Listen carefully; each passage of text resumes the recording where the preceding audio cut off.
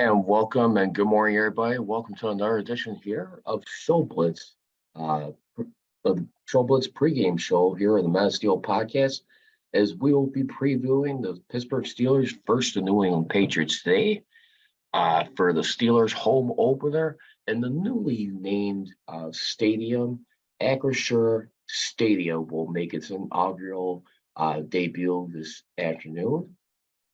Forever Hines at the end of the day. But the Steelers will have a familiar foe today on the field, be Bill Belichick and company and the New England Patriots. Of course, minus Tom Brady, who has been with the Tampa Bay Buccaneers the previous two seasons. The Steelers are looking to retake control of this rivalry, so to speak. The Patriots have pretty much owned the Steelers pretty much under the Belichick and Brady regime, with a combined total record of 4-9 in the regular season, career-wise 4-12, which also included going 0 for 3 in the playoffs. So we'll be having got their work cut out for them today. A lot of people are anticipating this to be a winnable game, but to be honest, you looked at the odds on OddsShark, and they're looking to have the Steelers. I mean, not favored by much. The New England Patriots come in today's game for this matchup, believe it or not, as 1 point underdogs for this matchup. So not very far off.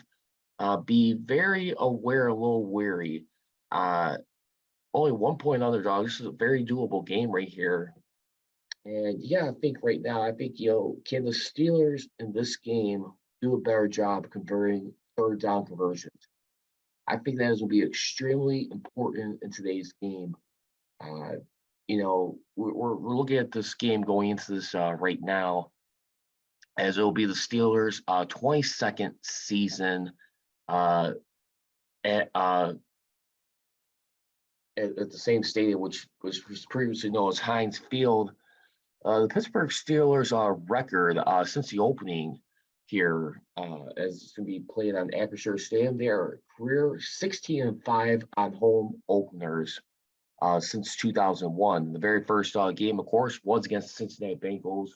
It was postponed a few weeks later due to 9/11, and I apologize for not bringing that up last week. I just want to say once again, first and foremost, prayers, thoughts, love, and concerns to all the men and women, the firefighters who put their buys on the line to rescue a lot of people in New York. And now that what's led to us economic wise, and all the people who fought for us over in the war.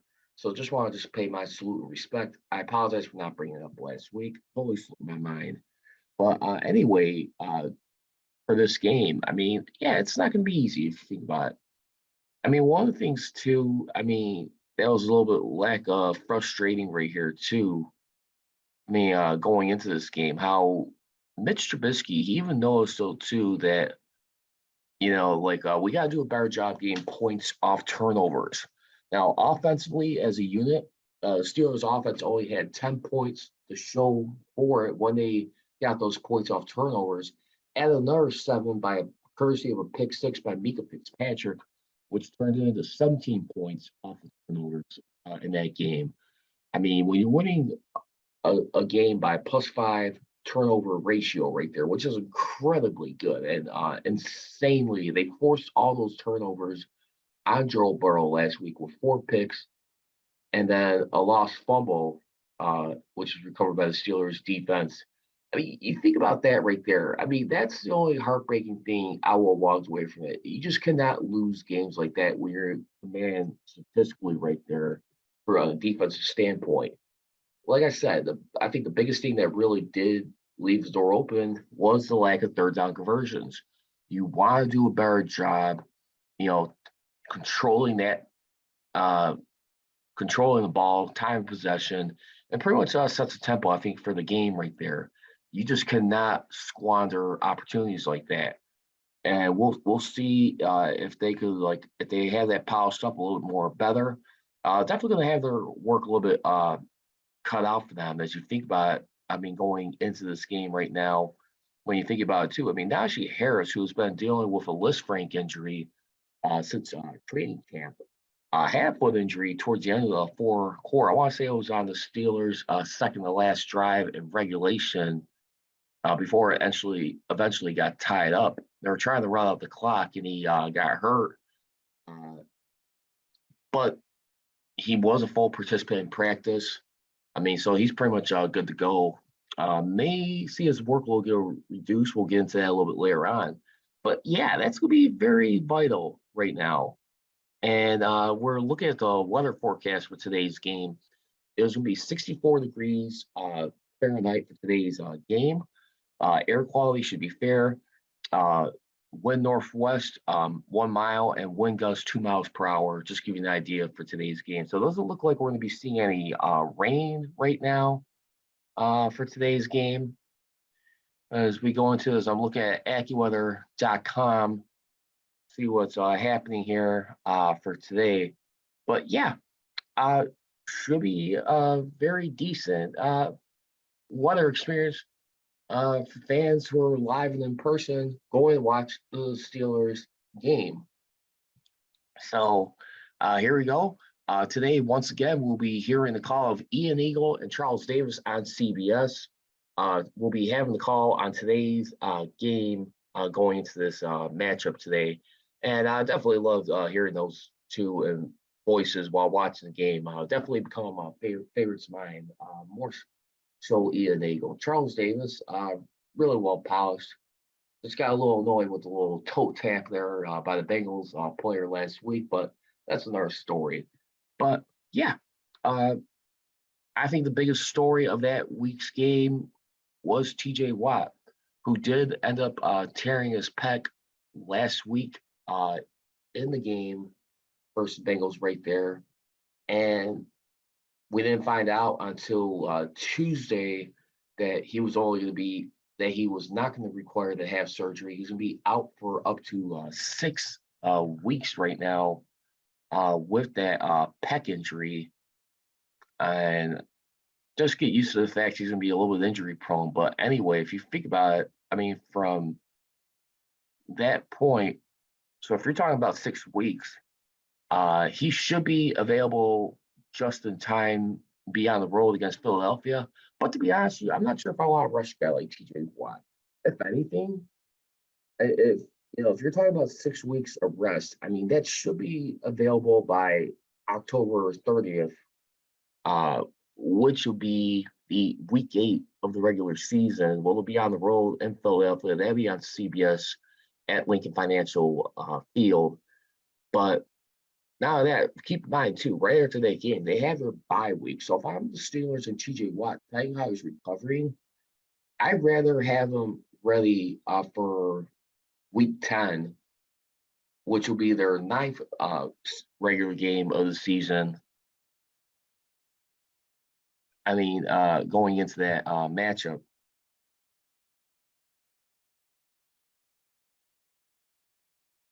I mean, their 10th game, excuse me.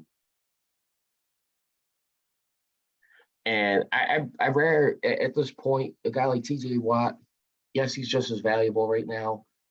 Complete game changer, wrecker, especially with how he can help force turnovers. But at this point, I mean, like I said, I'm ready for him to be a little bit injury prone throughout his career, where he's going to be missing some time or playing through the pain.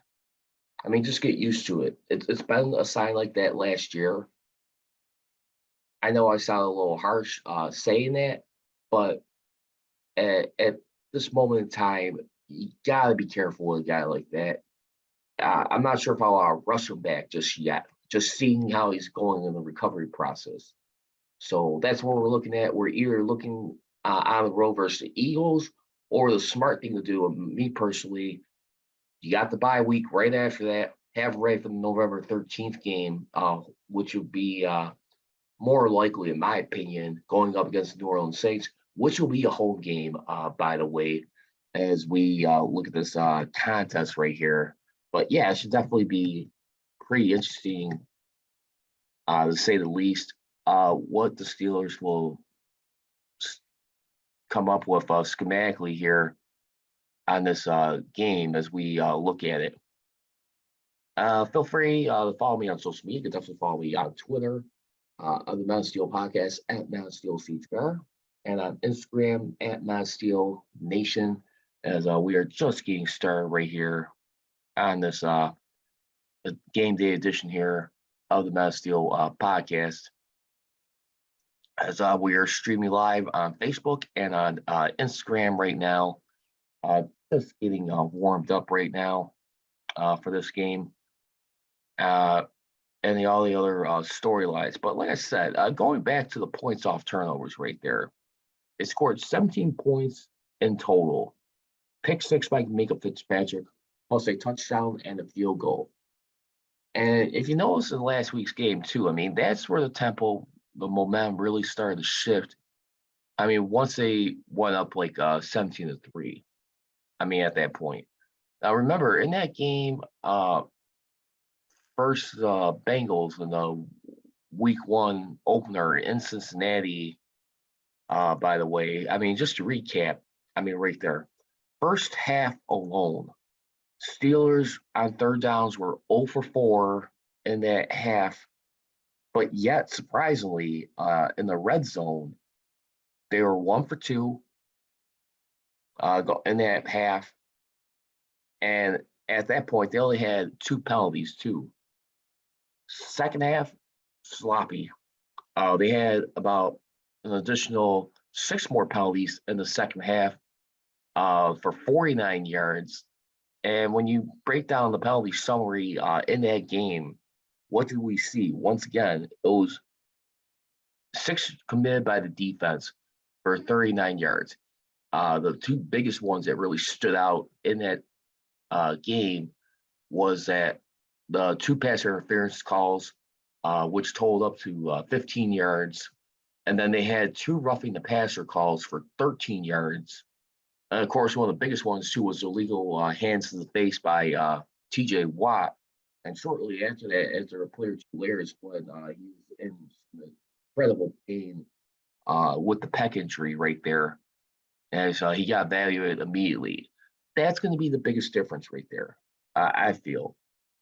But when you also look at the New England Patriots, too, by the way, they are 30th in the league as far as committing penalties right now.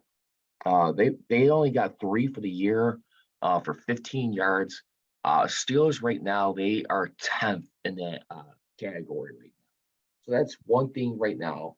I mean, like I told someone before, Mike Tomlin going up against Bill Belichick, I would compare it to, like, say, Dark Knight going up against Rajan Ghul of DC, Batman, right there. I mean, just 2 masterminds right here. I mean, Mike Tomlin still, I mean, and 2 of the longest tenured coaches, by the way, too, that according to the NFL's Twitter account right there, they have the longest tenured with any current team today right now. And in that's Bill Belichick, of course. He is in his 23rd season as a coach of the New England Patriots right now. And then, of course, Mike Tomlin with 16. Followed by Mike Tomlin, you got John Harbaugh of the Baltimore Ravens. He is in his 15th season. And then you got Pete Carroll, who is in his 13th season with the Seattle Seahawks. Now, remember, Andy Reid, you may be thinking, why Andy Reid in that category? Well, remember, he didn't make his coaching debut until 1999, which was with the Philadelphia Eagles, and he was able to make it for 2012. So he only was there for 14 seasons right there. But so he didn't make his debut with the Chiefs until the following year, which is 2013. He is in his 10th season. Man, how time flies right there. But yeah, pretty good stuff right there, to say the least. Also heard one player too, Jalen. I mean, going into this game right now, it was also being mentioned by Jalen Warren about how he felt about, or George Pickens, excuse me, about what he had to say in regards to the Patriots and Bill Belichick in today's contest right now. Going up against Patriots. This week really just And here's what he had to say regarding the Patriots and Bill Belichick. Take a listen. Really not this week. Really just me watching football over the years. Thing about the Patriots, they always gonna be disciplined. Bill Belichick, their head coach, and Coach Mark used to actually have him come to the facility and give us his own tips. So like, they are gonna be very disciplined, very trained, not lose leverage. You know what I mean? Stuff like that. But one thing you can't coach is making plays, and I feel like that's what we're gonna have to do. And once again, that was George Pickens. That was tweeted up by Josh Roundtree, who was hosting report for not only 93.7 The Fan, but KDKA radio, pre and post game for the Pittsburgh Pirates and the ACC network. And he is a writer for Trib Live right there, too. So he is a very noteworthy contributor right there. But yeah, you mentioned it. I mean, just being disciplined right there. And he talked about how Bill Belichick used to came visit him in his camp right there too, especially when George Pickens was able to play at the University of Georgia, where they won their national championship last year. And very interesting stuff. And no doubt, I think we can all understand like the discipline part, what he was saying right there. And I feel for right now, that's what it's going to have to take. They have to find a way to slow down the penalties throughout this game. That's going to be a real significant key. Now, as we swing things back over to Najee Harris right now, who's coming off the foot injury, he seems like he's ready to go.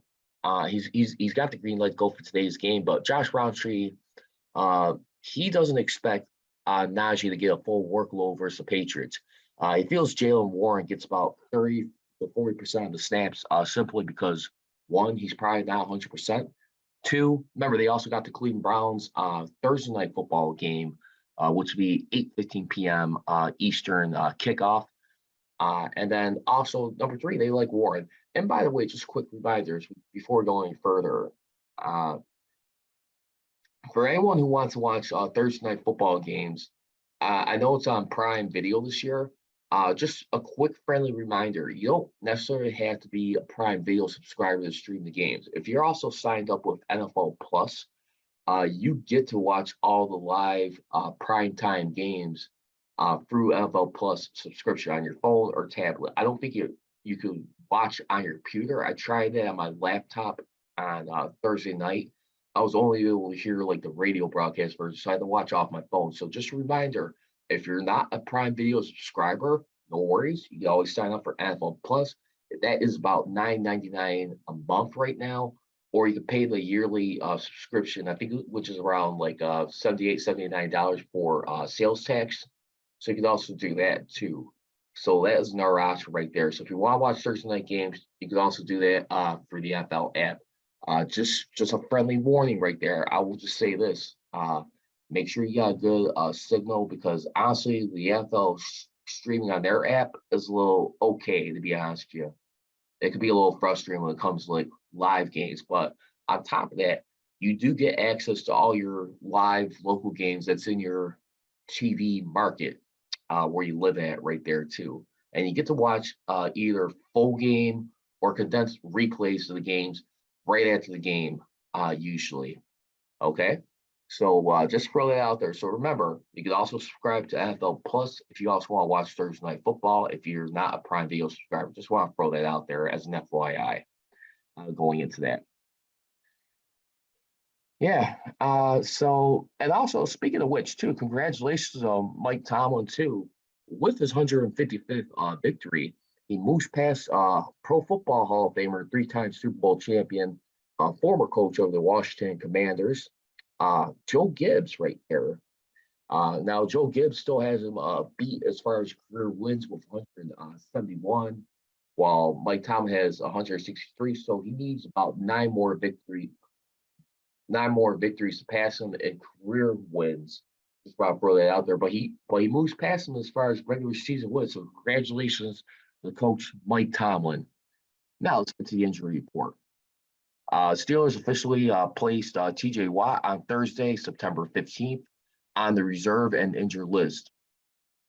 As reported by ESPN NFL insider Bill Gates, Steelers signed David Nina to their 53-man roster off the Titans practice squad. As per the injury report, running back Najee Harris was able to participate on Thursday and Friday from the foot injury he suffered in week 1. He didn't get into specifics of his injuries, but he said he's good and he expects to play versus the Patriots. Harris was saying, quote, "It's part of the sport, man. I mean, it's a little injury. I got hurt plenty of times, I mean, I had like 6 weeks to let it calm down, the original injury, and it's good now. There's something wrong with it, man. Good now, and it's good now. There's nothing wrong with it, man. Excuse me." Najee, who played with Mac Jones at Alabama, said Jones is a tough player, and he expects to see him Sunday, even though he suffered back spasms last week. He did say he'll be surprised if he's not played this game just because he knows him. He knows that he's a competitor. As per the rest of the Steelers injury report going into this game, everybody was full participant on Friday. The guys that did show up on the report who were full participants, you had Najee Harris, of course, with the foot injury, backup quarterback Levi Wallace with the ankle, who was limited on Wednesday. He participated on Friday. Robert Spillane, who had an eye injury, inside linebacker, he practiced all week. Mason Cole, who had an ankle injury, was only limited on Wednesday, participated on Thursday and Friday. And Cam Hayward, non-injury related, did not practice on Wednesday, but was limited on Thursday, but he was fully on Friday. As for the New England Patriots, they got 5 guys that are listed as questionable for today's game. You got safety Adrian Phillips, who has ribs. He was limited all week. Quarterback Sean Wade with an ankle injury, who was also limited. Safety Adrian Phillips, and you got quarterback Sean Wade with an ankle. All 3 were limited. And then, of course, you got their starting left tackle, Trent Brown.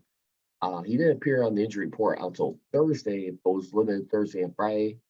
And then last but not least, inside linebacker Raekwon McMillan, who's dealing with a thumb injury. He didn't appear until Friday and was limited. So there's your injury report. Then you also had Jaywan Bentley, their starting inside linebacker. He's dealing with a toe injury. He didn't practice on Wednesday, but he was limited on Thursday, but he did practice on Friday. So he seems like he is good to go for today's game. As we look at, and more in particular with Mac Jones, who suffered the back injury in the week 1 loss versus the Miami Dolphins. And we'll see. This could be an angry football team. Even though they're banged up, still be very aware. Simply because, as we know, is Bill Belichick and company. But still, week 1, when they lost to the Miami Dolphins, usually had bad luck games going down there. Anyway, they lost 20-7 in that game, and where we saw Mac Jones, he got sacked twice, but he only had 1 pick. He threw for 213 yards, net yard of 193, being taken down for 20 yards. And you asked what the biggest difference in the game was too. Aside from that, when looking at that game, losing in Miami, it was the turnover ratio. The Miami Dolphins were +3 right there. 2 fumbles lost and an interception, of course, by Mac Jones. So let's go ahead and get into the keys of the game. Let's wrap this thing up real quick. As Bill Belichick, he's looking to avoid having an 0-2 start. And guess when the last time he started off 0-2? You want to take a guess?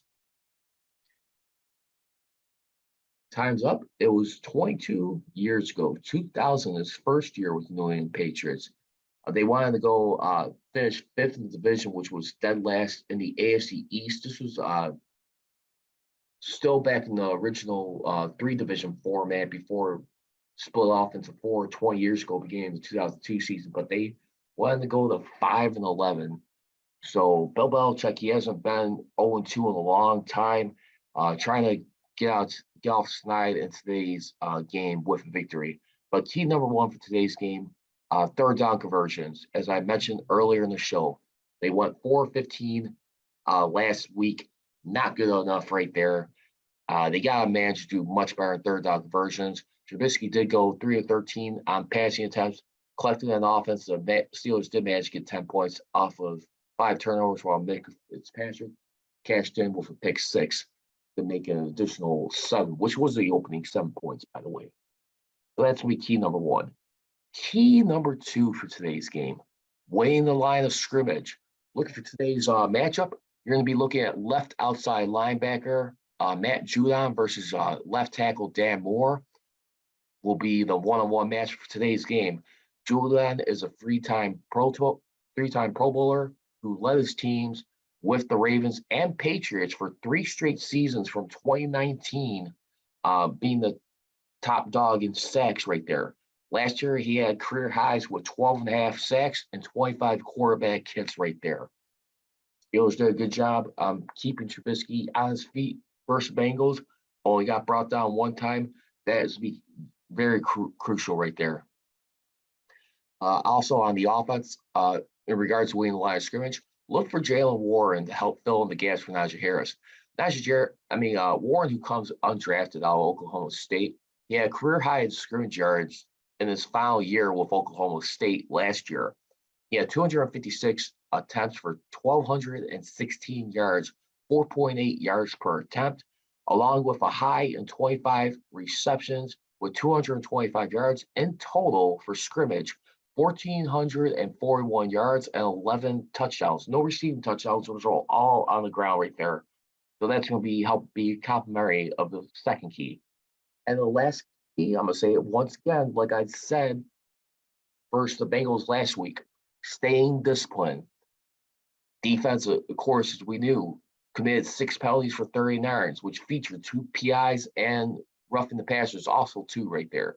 They're 10th right now, total penalties with 8 for 59 yards, while the Patriots are 30th with 3 for 15 yards. Got to do a much better job for that. And that's going to be do it for a wrap.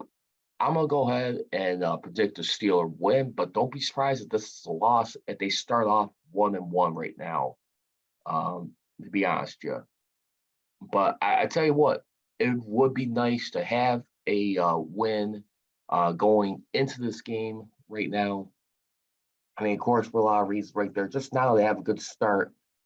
I mean, also, too, as we look around the division, too, for today's matchup, outside the Steelers, you're going to be having the Browns hosting the New York Jets today, which is also a noon kickoff game.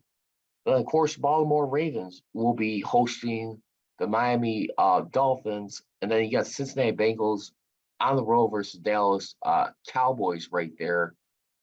So, I mean, basically, if you have both the Ravens and the Browns lose and the Steelers win, quite possibly it could be staying alone in the division atop first place right now. The Steelers are in first place in the division off of tiebreakers right now, basically. And we'll see how this continues to go. But for right now, that's going to do it for this edition of Showbiz. Once again, you guys can follow me on social media, on Twitter at MansfieldCGR, and on Instagram, Mansfield Nation. Did I leave you? Don't be trolling. You're rolling. Here goes Steelers. Here we go. I got Hey, you blink, I'll cut your eyelids off. Don't you blink. I got you. Let's go. Thank you for watching the Man of Steel podcast with your host, Charles Prodigy Richey, here on YouTube. Please make sure to hit that subscribe button. And for all the latest Man of Steel podcast episodes, feel free to download them on Mixcloud, Anchor.fm, and SoundCloud, wherever you get your podcasts.